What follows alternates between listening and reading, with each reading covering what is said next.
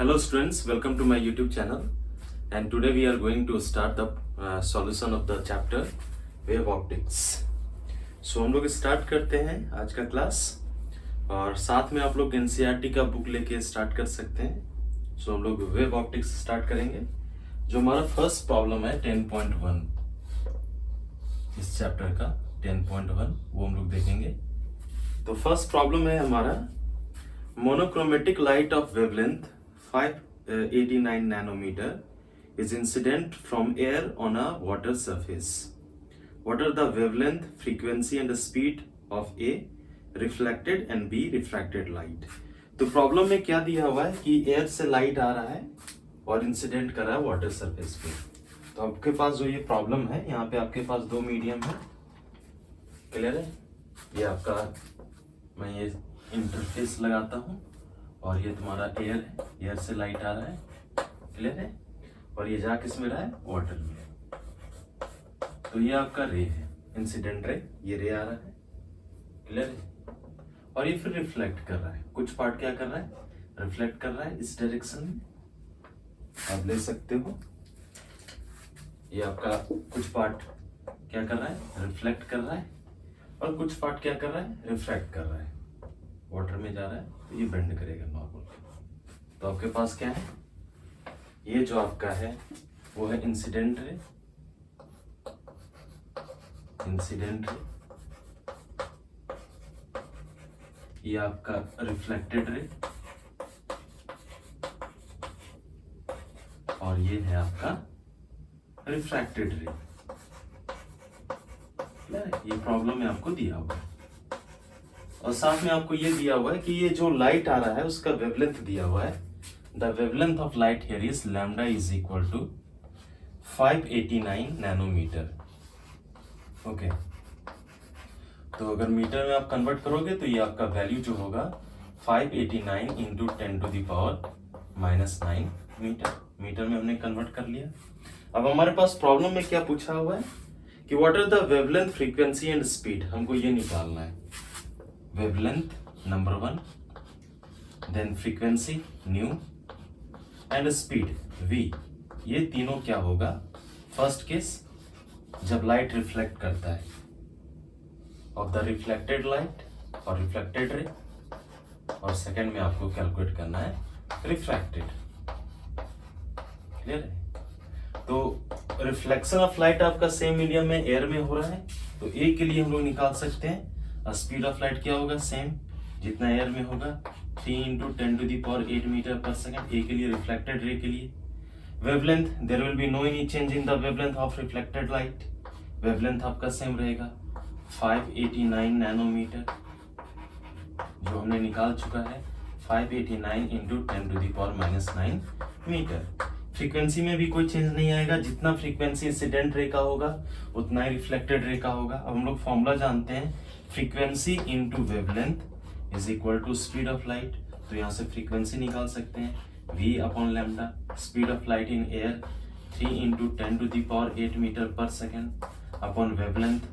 Wavelength हमने already calculate कर चुका है 589 into 10 to the power -9 metre. Okay. Metre metre cancel हो जाएगा. सॉल्व हम लोग कर लेंगे. -9 प्लस 8 ये आपका +17 आ जाएगा.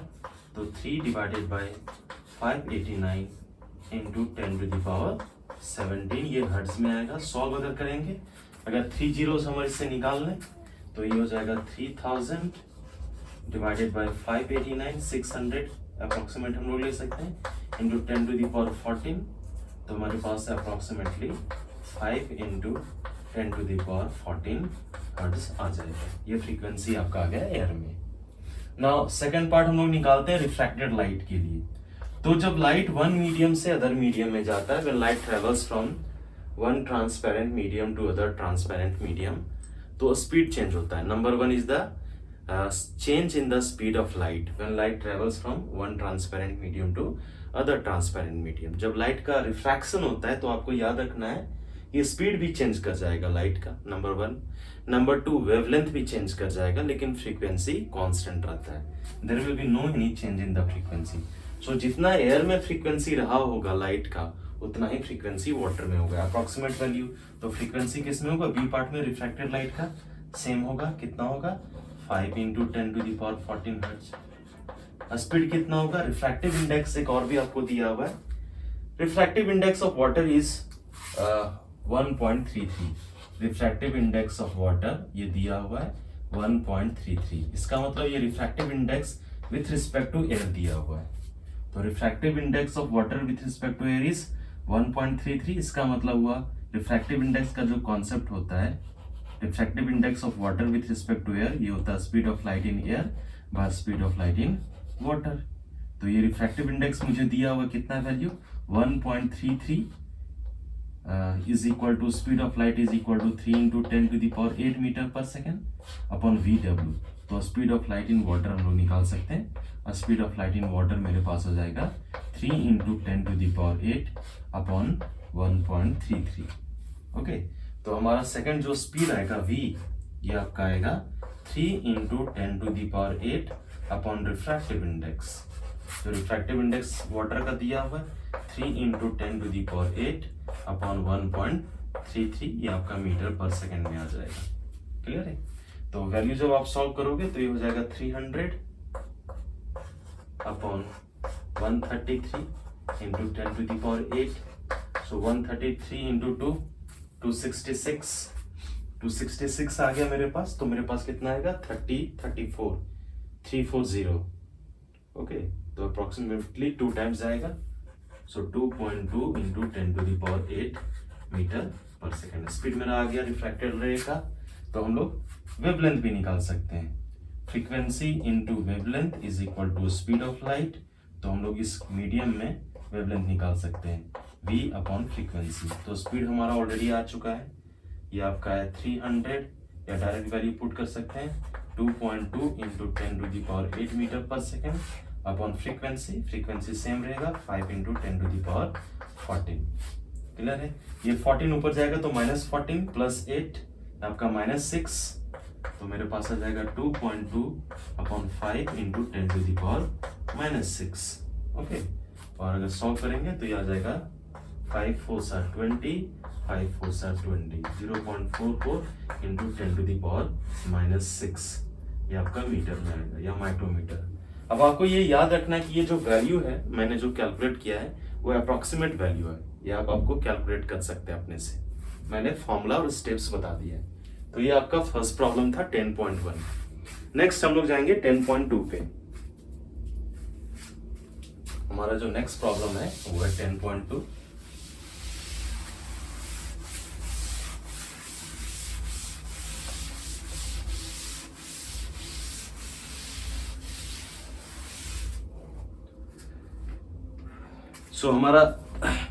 हम लोग आते हैं नेक्स्ट पॉइंट 10.2। हमारा जो प्रॉब्लम है नेक्स्ट प्रॉब्लम 10.2। तो इस प्रॉब्लम को हम लोग सॉल्व करेंगे। सबसे पहले मैं प्रॉब्लम को रीड करता हूं। What is the shape of the wave front in each of the following cases. आपको शेप बताना है वेव फ्रंट का कैसा होगा। फर्स्ट पार्ट बता रहा है light diverging from a point source. एक आपका पॉइंट सोर्स है और वहां से लाइट डाइवर्ज कर रहा है। ये आपका this is your point source and from here the light is diverging. Okay, ये डाइवर्ज कर रहे हैं लाइट रे लाइक दिस। ये आपके लाइट रे क्या कर रहे हैं, डाइवर्ज कर रहे हैं। तो आपको बताना है शेप ऑफ वेव फ्रंट क्या होगा। तो हम लोग जानते हैं अगर लाइट किसी पॉइंट सोर्स से डाइवर्ज कर रहा है तो वेव फ्रंट का हम लोग शेप ड्रॉ कर सकते हैं। What will be the shape of the wave front? The shape of the wave front will be a sphere. क्योंकि अगर इस सोर्स से अगर मैं इक्वल डिस्टेंस में लेना चाहूं, क्योंकि सब सारे एक ही मीडियम में ट्रेवल कर रहे हैं, तो वेव फ्रंट का कॉन्सेप्ट होता है कि सेम फेज में पार्टिकल्स वाइब्रेट करते हैं। तो सेम डिस्टेंस के लिए मैं इसको सेंटर पे जूम कर सकता हूं और एक में स्फीयर कंस्ट्रक्ट कर सकता हूं लाइक दिस। ओके, तो ये जो वेव फ्रंट बनेगा वो आपका कैसा वेव फ्रंट होगा, स्फेरिकल। और ये आपका पॉइंट सोर्स है एस, स्फेरिकल वेव फ्रंट बनेगा। फर्स्ट का आंसर ये आपका हो गया। सेकंड क्वेश्चन आपका है light emerging out of a convex lens when a point source is placed at its focus. तो हमारे पास एक कॉन्वेक्स लेंस दिया हुआ है, this is your convex lens. ये आपका कॉन्वेक्स लेंस हो गया, और इसके फोकस पे आपका क्या रखा हुआ है, पॉइंट सोर्स रखा हुआ है। ये आपका पॉइंट सोर्स है एस। तो लाइट इससे रे क्या करेगा, डाइवर्स करेगा, अगर लाइक दिस, ये आपका डाइवर्स किया, ये ऐसे आपका आ रहा है, ये आपका ऐसे जा रहा है, लेंस से पास करेगा, और लेंस से जब पास करेगा तो क्या होगा, ये फिर पैरेलल हो जाता है। If our rays are coming from the focus, then after refraction through the lens they will become parallel. तो ये आपके रे क्या हो गए, पैरेलल रेज हो गए, और पैरेलल रेज से मुझे कैसा वेव फ्रंट मिलेगा, हमको जो वेव फ्रंट मिलेगा वो मिलेगा प्लेन वेव फ्रंट। ये आपके वेव फ्रंट आप देख सकते हो। तो यहाँ पे जो हमारा वेव फ्रंट मिलेगा वो मिलेगा plane wave front. Parallel rays से हमको कैसा वेव फ्रंट मिलता है, प्लेन वेव फ्रंट। ये आपका सिंपल हो गया। तो ये रेज आपके डाइवर्स कर रहे थे। सेकेंड है आपका, थर्ड पार्ट है C, the portion of the wave front of light from a distant star intercepted by the earth. तो अगर आपका एक स्टार से लाइट आ रहा है, पार्ट ये आपका सेकेंड पार्ट था, लास्ट पार्ट हम लोग कैलकुलेट करते हैं सी। लाइट कहां से आ रहा है, एक डिस्टेंट स्टार से, लाइट लाइक दिस, ऐसे करके आ रहा है। Okay, and when they will reach at the earth surface, ये आपका स्टार से आ रहा है और ये आपका अर्थ है। तो ये जब अर्थ सरफेस पे रीच करेगा तो ये सारे रे क्या हो जाएंगे, ये सारे रे ऑलमोस्ट क्या हो जाएंगे, parallel. All the rays will be parallel after travelling a very long distance, they will become parallel to each other. और पैरेलल रे से मुझे कैसा वेव फ्रंट मिलता है, पैरेलल रे से मुझे मिलेगा प्लेन वेव फ्रंट। ये आपका कैसा वेव फ्रंट होगा, ये आपका होगा प्लेन वेव फ्रंट। तो ये आपका थर्ड का सेकंड क्वेश्चन का ये आंसर है। पहला आपका है पॉइंट सोर्स से आपका लाइट क्या कर रहा है, डाइवर्स, तो आपका शेप ऑफ वेव फ्रंट कैसा होगा, स्फेरिकल होगा। सेकंड में अगर कोई भी source of light convex lens के फोकस पे पड़ा हुआ है, फोकस पे रखा हुआ है, तो जब लाइट इमर्ज करेगा कॉन्वेक्स लेंस से तो सारे रे पैरेलल होंगे, तो पैरेलल रे से हमको कैसा वेव फ्रंट बनता है, प्लेन वेव फ्रंट। और थर्ड आ रहा है, चूंकि स्पेरिकल ये वेव फ्रंट बनाएगा, और स्पेरिकल वेव फ्रंट, जैसे वेव फ्रंट तो आपका एक्चुअल वेव फ्रंट ये आपका क्या होता है, पॉइंट सोर्स से ये आपका ऐसे कुछ ऐसे आएगा, स्पेरिकल आएगा, क्लियर है, लाइक दिस।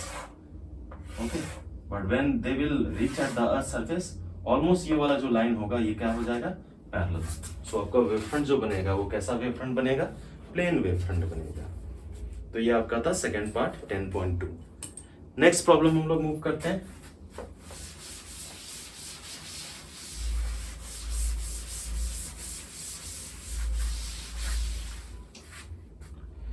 नेक्स्ट जो हमारा प्रॉब्लम है वो है 10.3। ओके, सो सबसे पहले मैं क्वेश्चन को रीड करता हूं। इसमें दो पार्ट हैं, ए और बी। हम लोग देखेंगे गिवन क्या है, फिर हम लोग सॉल्व करेंगे। सो ए में आपका the refractive index of glass is 1.5। What is the speed of light in glass. तो आपको फर्स्ट में आपका दिया हुआ है refractive index of glass. Glass का रिफ्रैक्टिव इंडेक्स दिया हुआ है, ये हमेशा एयर के रिस्पेक्ट में होगा, एब्सोल्यूट दिया हुआ है। वैल्यू कितना दिया हुआ है, वैल्यू मुझे दिया हुआ है 1.5। तो मुझे निकालना है इस केस में, ये आपको दिया हुआ गिवन स्पीड क्या निकालना है, what is the speed of light in glass. तो speed of light in glass क्या होगा, अगर speed of light in air दिया हुआ है, speed of light in air आपको दिया हुआ है कितना है, 3.0 into 10⁸ metre per second. Okay, और हमारा सेकेंड पार्ट है, is the speed of light in glass independent of the colour of light, if not which of the two colours red और red and violet travels slower in a glass prism. तो second part में पूछ रहा है कि is the speed of light in glass independent of the colour of light. तो किसी भी ग्लास में या किसी भी मीडियम में जो स्पीड ऑफ लाइट है क्या इंडिपेंडेंट होगा कलर ऑफ लाइट के, ऐसा तो नहीं होता है, क्योंकि स्पीड आपका चेंज कर जाएगा if you will change the wavelength. Okay, when light is travelling from one medium to other medium, दो चीज आपका चेंज होता है, wavelength and speed. And wavelength change करता है अगर आप कलर ऑफ लाइट को चेंज करोगे तो यहाँ पे आपका चेंज कर जाएगा। If not which of the two colours red and violet travel slower in glass और प्रिज्म। तो आपको कौन स्लोअर मूव करेगा? आपको कंपेयर करना है speed of light in a medium having red colour, और आपको कंपेयर करना है सिर्फ just comparison of violet. Okay, ये दो कलर के बारे में करना है। तो पहला पार्ट में निकालता हूं by the definition of refractive index. आपको ग्लास का निकालना है with respect to air, absolute refractive index की बात कर रहा है। ऊपर में एयर है तो ये हो जाएगा speed of light in air upon speed of light in glass, नीचे तो speed of light in glass.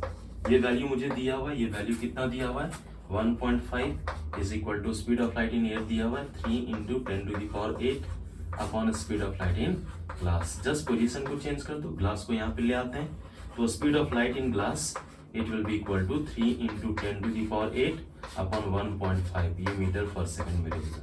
1.5 2 are 3, so speed of light in glass ये आपके पास आ जाएगा 2 × 10⁸ मीटर पर सेकंड। ये आपका फर्स्ट पार्ट का आंसर। ओके, ना हम लोग अभी क्या जानते हैं, रिफ्रैक्टिव इंडेक्स जो होता है, ये मैं एक कॉन्सेप्ट बता रहा हूँ सेकंड पार्ट में।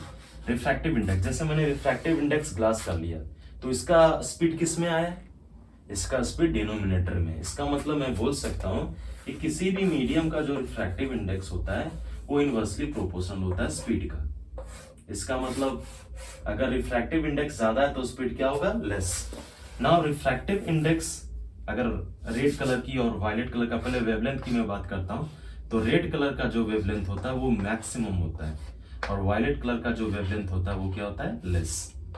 ये दोनों का कंपैरिजन आप क्लियरली जानते हो, रेड कलर का मैक्सिमम वेवलेंथ होता है।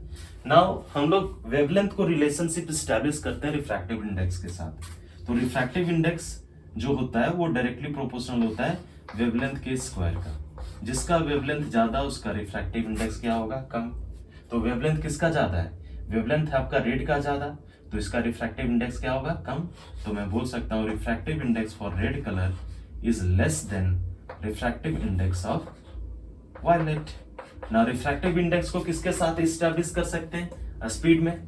तो जिसका रिफ्रैक्टिव इंडेक्स ज्यादा, वी को अगर मैं इनवर्सली में कर दूं तो मैं बोल सकता हूँ 1 अपॉन रिफ्रैक्टिव इंडेक्स। तो जिसका रिफ्रैक्टिव इंडेक्स ज्यादा उसका स्पीड क्या? लेस। तो यहाँ पे रिफ्रैक्टिव इंडेक्स किसका ज्यादा है? वायलेट का, तो इसमें स्पीड क्या होगा? लेस। इसका मतलब speed of light for red colour it will be more than speed of light for violet colour. इसका मतलब red colour more fastly move करेगा as compared to violet colour in a medium. Simple है relationship, ये आप establish कर सकते हो। यहाँ पे जो आपके इंपॉर्टेंट पॉइंट्स हैं, ये 3 पॉइंट्स हैं वो आपको याद रखने। पहला क्या? ये वेवलेंथ का, पहला मैंने ये रिलेशनशिप एस्टैब्लिश किया वेवलेंथ का। सेकंड रिलेशनशिप मैंने एस्टैब्लिश किया रिफ्रैक्टिव इंडेक्स का किसके साथ? वेवलेंथ के साथ। और ये तीसरा रिफ्रैक्टिव इंडेक्स का स्पीड के साथ। क्लियर है? तो ये प्रॉब्लम भी सॉल्व हो गया। हम लोग अब चलते हैं नेक्स्ट प्रॉब्लम पे।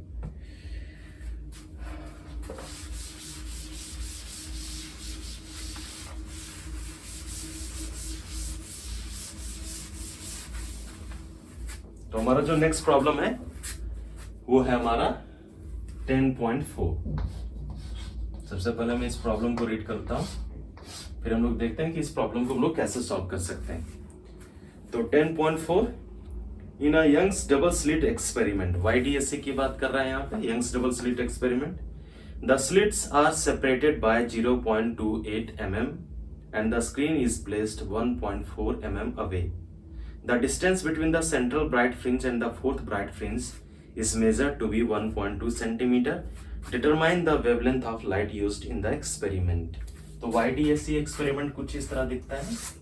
ये आपके दो स्लिट्स हैं, ये आपका S1, ये आपका S2, ये आपका सेंट्रल लाइन। यहाँ पे आपने एक मोनोक्रोमेटिक सोर्स रखा है S, और ये आपका स्क्रीन है। ये आपका स्लिट, यहाँ पे ये आपका स्क्रीन। तो हम लोग देखते हैं क्या क्या दिया हुआ है। ये आपका सेंटर है O, और फोर्थ फ्रिंज का भी या फोर्थ मैक्सिमा का कोई भी पॉइंट दिया हुआ है ये आपका। सबसे पहले हम लोग देखते हैं क्या क्या दिया हुआ है। In YDSC the slits are separated by 0.28 mm। ये जो दो स्लिट्स हैं ये दोनों के बीच का डिस्टेंस दिया हुआ है, जिसको हम लोग बोलते हैं स्लिट विड्थ D दिया हुआ है। कितना दिया हुआ है? ये आपको दिया हुआ है 0.28 mm।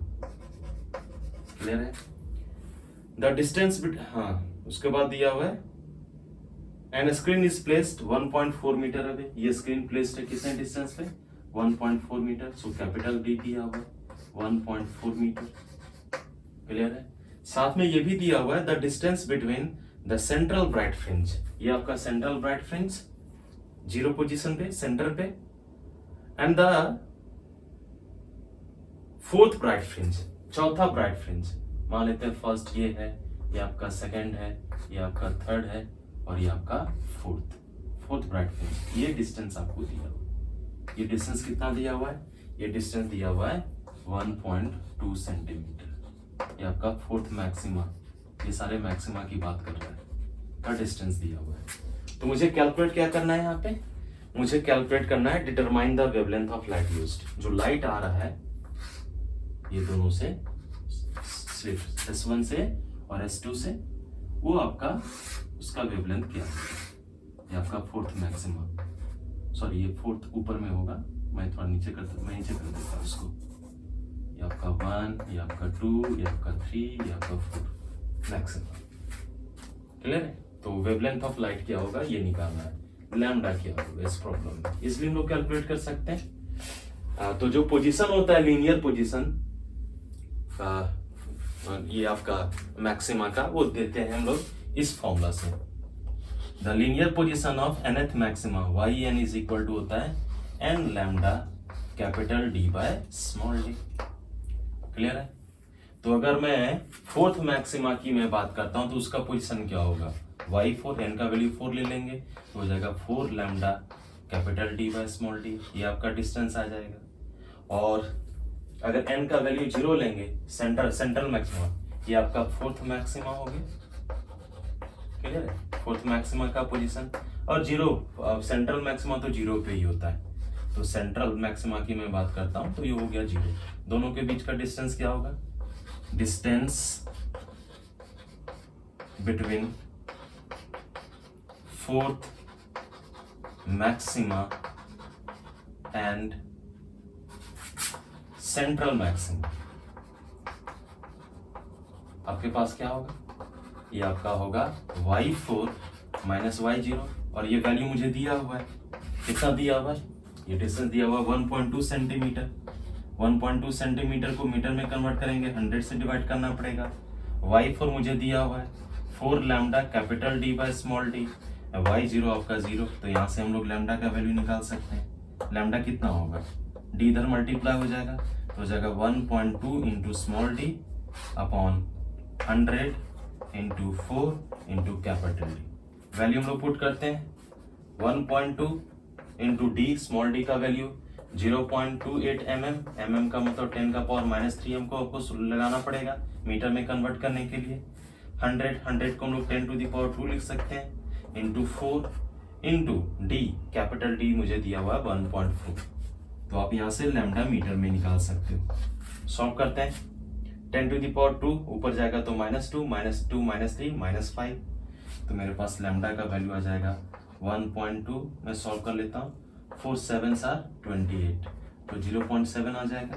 1.2 into 0.7 by 1.4 into 10 to the power 2 -3 -5 हो जाएगा, ऊपर जाएगा तो ये हो जाएगा 2s are 14 एंड 2 6 are 12, तो मेरे पास आ जाएगा 0.6 इंटू 10 टू द पावर -5।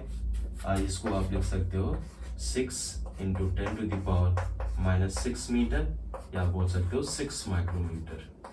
ये आपका आंसर हो गया वेवलेंथ का। क्लियर है? ये आप कैलकुलेशन पार्ट आप देख लेना, बाकी फॉर्मूला और स्टेप्स जो हैं वो एब्सोल्युटली करेक्ट हैं यहाँ पे। नेक्स्ट प्रॉब्लम हम लोग मूव करते हैं।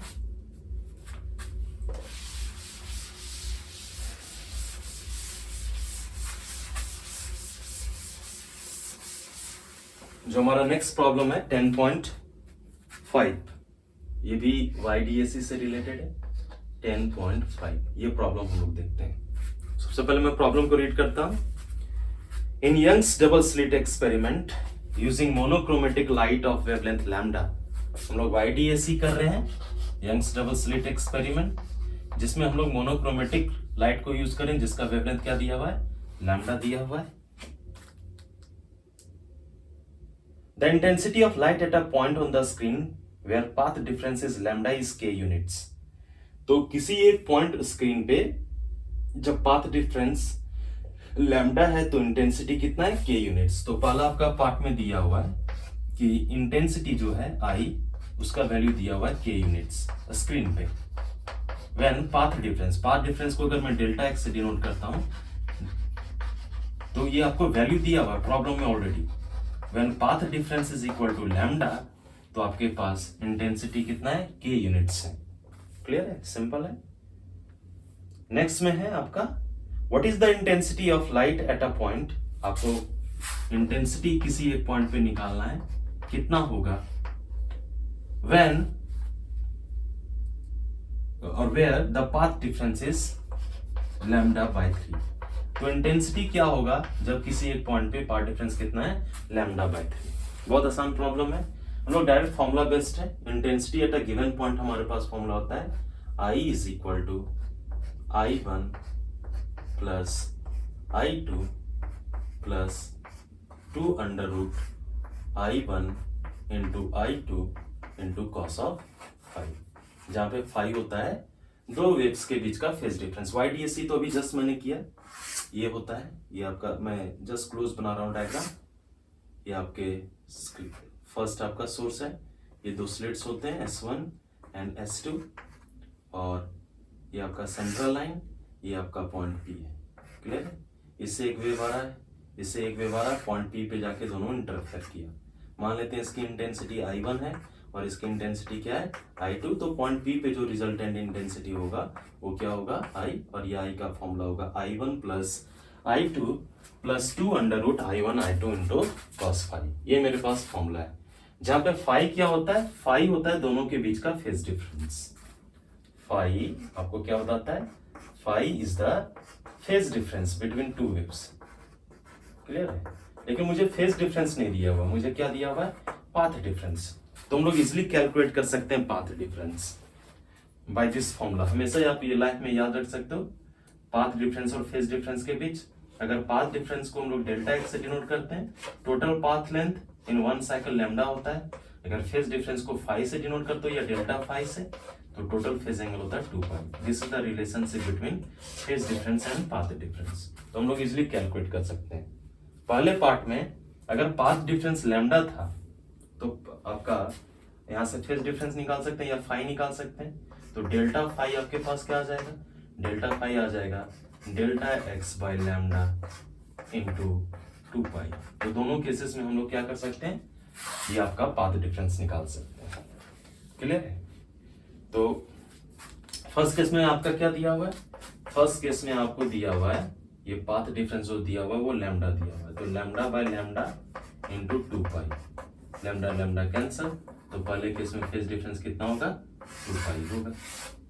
क्लियर है, अगर मैं पाथ डिफरेंस में ले लूं, डेल्टा फाई हमको निकालना है सेकंड केस में, इस केस में इस फॉर्मूला से डेल्टा एक्स कितना है, लैम्डा बाय 3। तो lambda by 3 by pi by lambda into 2 पाई, तो लैम्डा लैम्डा कैंसल। तो सेकंड केस में आपका फेज डिफरेंस कितना होगा, 2 पाई बाय 3। तो अगर delta x path difference lambda है तो डेल्टा फाई या फेज डिफरेंस बोल सकते हो, डेल्टा फाई आप फाई भी बोल सकते हो, कितना होगा 2 pi. And when the path difference is lambda by 3, तो मेरे पास फेज डिफरेंस कितना आया, फेज डिफरेंस मेरे पास आया 2 पाई बाय 3। क्लियर, हमको इंटेंसिटी निकालना है, फेज डिफरेंस 2 पाई बाय 3 है तो इसलिए हम लोग निकाल सकते हैं। क्लियर है, यूजिंग दिस फॉर्मूला इंटेंसिटी का। तो पहले केस में आपका जब फेज डिफरेंस कितना है 2 पाई, तो हम लोग निकाल सकते हैं cos 2 pi is equal to क्या होता है 1, तो I इज इक्वल टू होगा under root I1 plus I2 plus 2 under root I1 I2। इसको आप लिख सकते हो under root I1 plus I2 का होल स्क्वायर आप बोल सकते हो। इंटेंसिटी क्या होगा, मैक्सिमम। और 2 pi by 3, cos 2 pi by 3 कितना वैल्यू होगा, cos 2 पाई बाय 3 पे, cos 2 पाई बाय 3 पे कितना होगा 120 डिग्री। ये आपका cos का ग्राफ है, 0 पाई बाय 2 पाई, ओके, ये आपका 3 पाई बाय 2 और ये आपका 2 पाई, 3 पाई पे 3 पाई बाय 2 पे ये आपका 0 होता है। तो cos 0 is equal cos 3 pi by 2 0, ये पूरा का पूरा टर्म 0, I1 प्लस I2। तो मेरे पास इंटेंसिटी का फॉर्मूला ये है, I is equal to I1 plus I2 plus 2 under root I1 I2 into cos phi. अगर मैं मान लेता हूं दोनों का इंटेंसिटी सेम है, I1 is equal to I0, I2 is equal to I0, तो I का वैल्यू में दिया हुआ, I का वैल्यू फर्स्ट केस में कितना दिया हुआ है, K is equal to I1 is equal to I0 plus I0 plus 2 I0 into I0 square, so root cancel हो जाएगा, और फेज डिफरेंस कितना है 2 pi, cos of 2 pi cos 2 pi 1 होता है, तो K इज इक्वल टू हो जाएगा मेरे पास 2 I0 प्लस 2 I0 4 I0, तो यहाँ से मुझे I0 का वैल्यू आ जाएगा, I0 इज इक्वल टू कितना होगा K/4। क्लियर है। सेकंड केस बी में हम लोग निकालते हैं, ये आपका ए का पार्ट था। सेकंड पार्ट बी में इंटेंसिटी आई निकाल सकते हैं आप, कितना फॉर्मूला मेरे पास I1 plus I2 plus 2 under root I1 I2 into cos of phi, value put करते जाते हैं, I1 का वैल्यू I0, I2 का value I0, 2 under root I0 square cos phi कितना है 2 pi by 3, cos 2 pi by 3 क्या है 0, तो ये पूरा का पूरा टर्म क्या हो जाएगा 0। सो I इज इक्वल टू कितना होगा I0 प्लस I0, 2 I0 और I0 का वैल्यू दिया हुआ है, I0 का वैल्यू कितना है K/4, तो 2 2 जार 4, तो कितना आ जाएगा K/2। तो जो अब नया इंटेंसिटी आएगा when phase difference is 2 pi by 3 या व्हेन पाथ डिफरेंस इज λ/3, तो आपका इंटेंसिटी कितना होगा K/2। इसका मतलब इंटेंसिटी क्या कर चुका है, रिड्यूस्ड कर चुका है। तो ये आपका एक्सप्लेनेशन था 10.5 का प्रॉब्लम का। नाउ हम लोग मूव करते हैं नेक्स्ट प्रॉब्लम 10.6।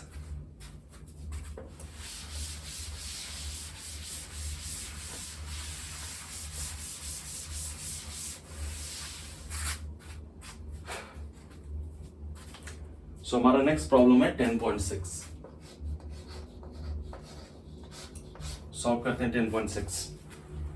सो हमारा 10.6 में है a beam of light consisting of two wavelengths 650 nanometre and 520 nanometre is used to obtain interference fringes in YDSC experiment। तो हमारे पास दो हैं वेवलेंथ के, दो वेवलेंथ दिया हुआ है बेसिकली। मैं एक मान लेता हूँ λ1, ये आपका दिया हुआ है 650 नैनोमीटर, और सेकंड आपका λ2 दिया हुआ है 520 नैनोमीटर। ये दोनों लाइट के वेवलेंथ को हम लोग यूज कर रहे हैं, किसके लिए यूज कर रहे हैं, YDSC में, यंग्स डबल स्लिट एक्सपेरिमेंट में हम लोग यूज कर रहे हैं। क्लियर, ये प्रॉब्लम में दिया हुआ है, आपको फाइंड करना है। ए में first find the distance of the third bright fringe on the screen. Screen पे आपको थर्ड ब्राइट फ्रिंज का पोजीशन फाइंड करना है from the central maximum for wavelength 650 nanometre. तो ए में आपको फाइंड करना है distance of third bright fringe, इसका मतलब ये Y3 लीनियर पोजीशन आपको फाइंड करना है ब्राइट फ्रिंज का। क्लियर, एंड नेक्स्ट आपको फाइंड करना है किस वेवलेंथ के लिए, फॉर λ1 के लिए यूज करना है। And second, what is the least distance from the central maximum where the bright fringes due to both the wavelengths coincide. आपको इसमें क्या करना है, what is the least distance, what is the least distance from the central maximum where the bright fringes due to both the wavelengths coincide। आपको किस point पे ये दोनों वेवलेंथ के लिए ब्राइट फ्रिंजेस कोइंसाइड करना है। तो आपको फाइंड करना है, find the position from centre, from centre means central maximum, where the bright fringes, where the bright fringes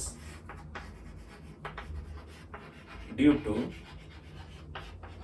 these two wavelengths λ1 and λ2 will coincide। Okay, ये आपको फाइंड करना है, सिंपल सा है, लेकिन इसमें सेटअप नहीं दिया हुआ आपके पास।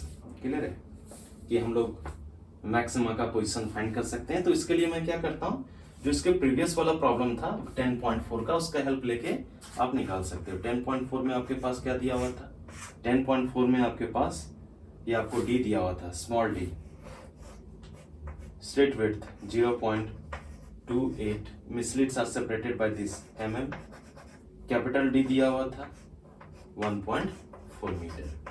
तो ये दोनों वैल्यू यूज करके हम लोग y3 निकाल सकते हैं फॉर लैम्डा 1। तो पोजीशन ऑफ nth मैक्सिमा क्या होता है, ये होता है n lambda capital D by small D.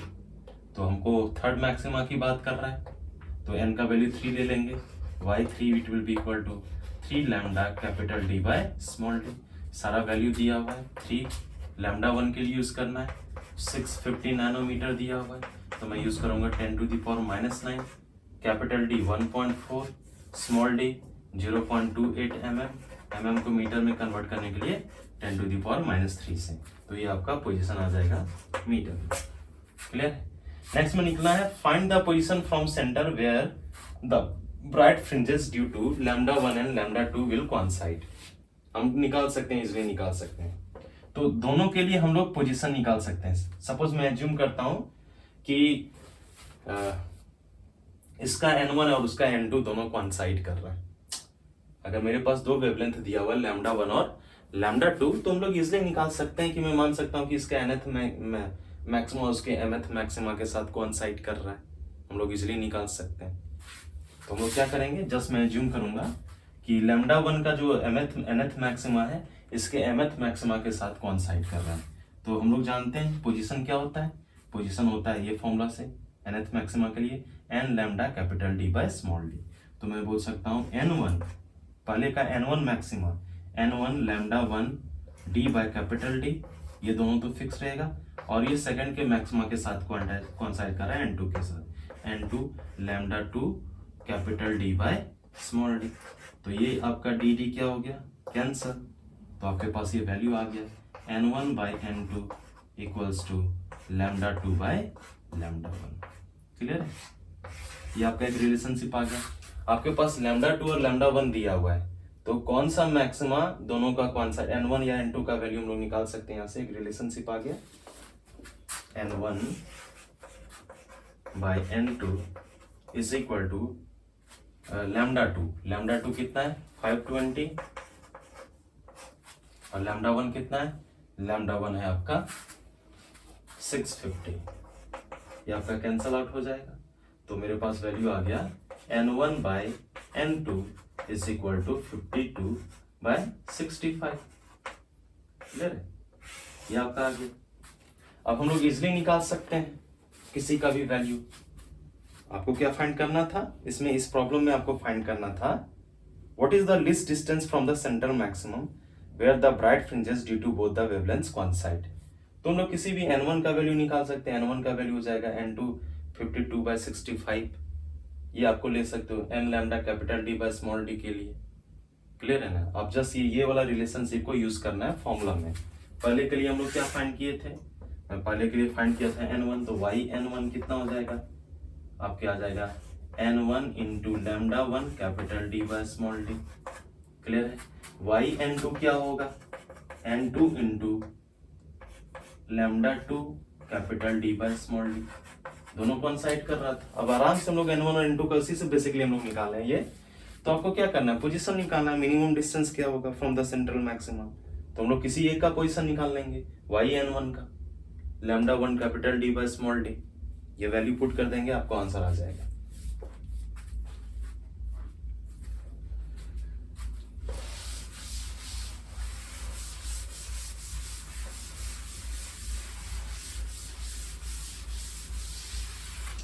Next problem हम लोग चलते हैं। नेक्स्ट जो हमारा प्रॉब्लम है वो है 10.7।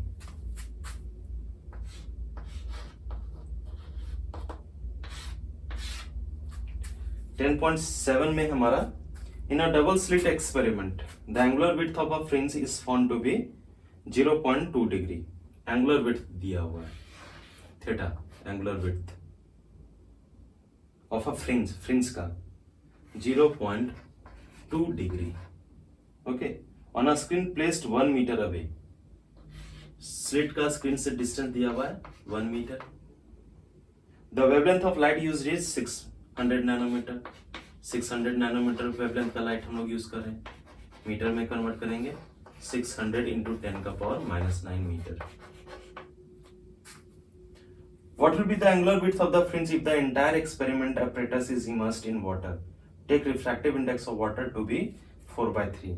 What will be the angular width? तो angular width क्या होगा? What will be the angular width? Theta.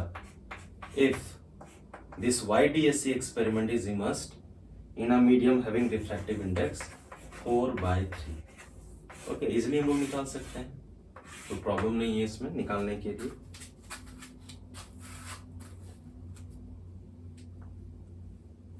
Actually जो एंगुलर विड्थ होता है, ये एंगुलर विड्थ वो हम लोग इजिली निकाल सकते हैं। एंगुलर विड्थ डिग्री में दिया हुआ है ना, 0.2 डिग्री, स्मॉल है, वेरी स्मॉल वैल्यू है। तो जो एंगुलर विड्थ होगा जनरली, पहले हम लोग फ्रिंज विड्थ ही निकाल ले सकते हैं। ओके, जैसे ये आपका मान लेते हैं कोई भी फ्रिंज दिया हुआ है, ये आपका फ्रिंज है, मान लेते हैं यहाँ पे एक फ्रिंज बना किसी भी पॉइंट पे, ये आपका सेंटर है, इसका एंगुलर विड्थ दिया हुआ है, ये एंगल थीटा दिया हुआ है। क्लियर है? ये एंगल थीटा आपको दिया हुआ है, कितना दिया हुआ है 0.2 डिग्री। और ये आपका फ्रिंज विड्थ में मान लेता हूँ W, जो कि होता है lambda capital D by small d, ये मेरे पास होता है। ओके, और ये डिस्टेंस जो आप ले सकते हो, अप्रोक्सीमेट डिस्टेंस कितना ले सकते हो, कैपिटल D। तो इसके लिए अगर हम लोग लेंथ ऑफ आर्क लगाएं, थीटा इज इक्वल टू क्या होता है, लेंथ ऑफ आर्क जो कि W होगा बाय रेडियस क्या होगा D।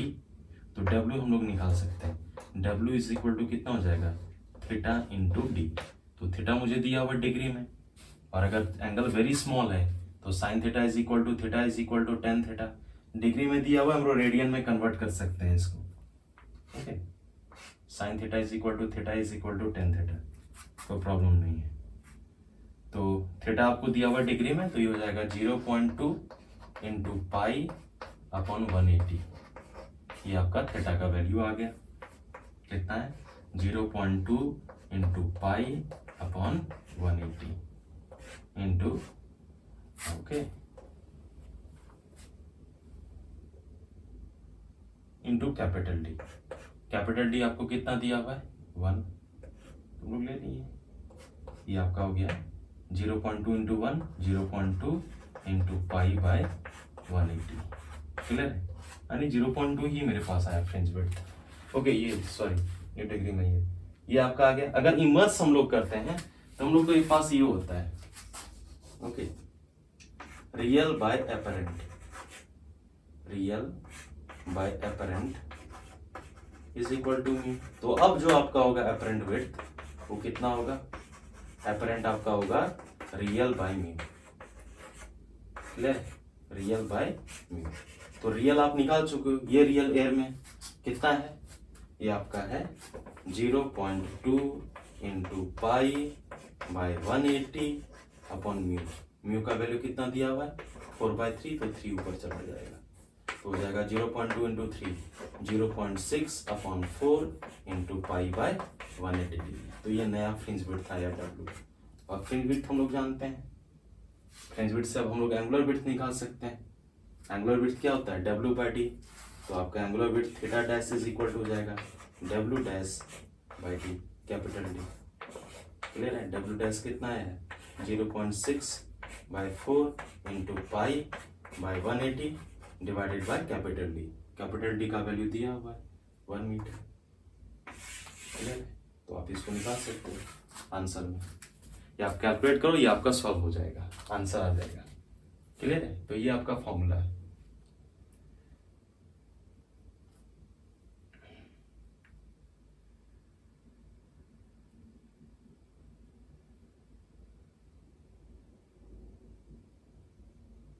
ओके, ना हम लोग चलते हैं नेक्स्ट प्रॉब्लम में।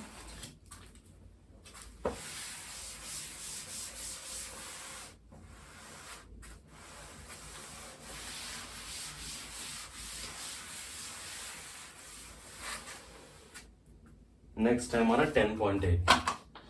सो 10.8 का डायरेक्ट फॉर्मूला बेस्ट है। What is the Brewster angle, angle of polarisation find करना है IP।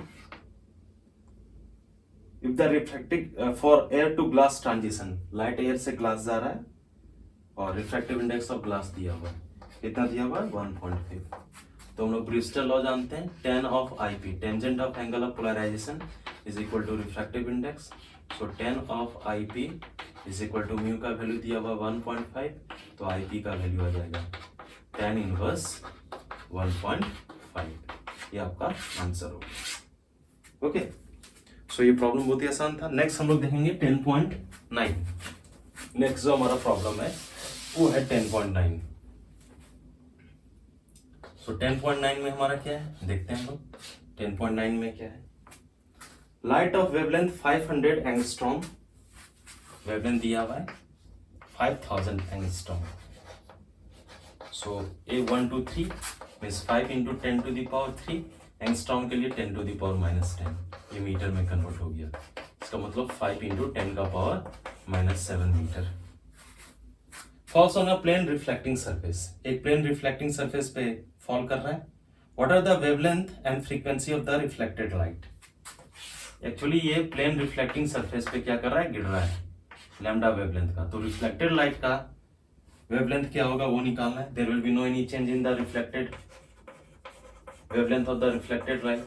तो ये आपका सेम रहेगा 5 into 10 to the power -7, या आप बोल सकते हो 5000 एंगस्ट्रॉम, सेम चीज रहेगा। There will be no change. For what angle of incidence is the reflected ray normal to the incident रे।